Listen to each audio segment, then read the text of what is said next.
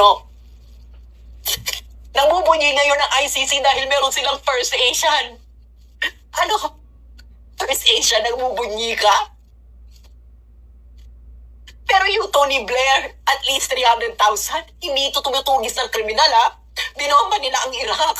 Illegal yung gera na yun. Maya kayo sa inyong pagiging Pilipino kung sa tingin ninyo ito ang itsura ng katarungan. Mahiya kayo.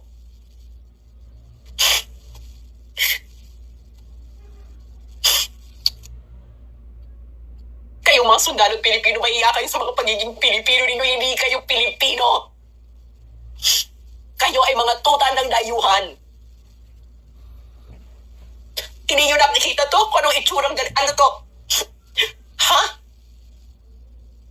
Tapos, sasabihan ka ng ganyan? Bababuyin yung konstitusyon mo? Harap-harapan na? Bulag kayo? Mahiya kayo sa pagiging Pilipino ninyo.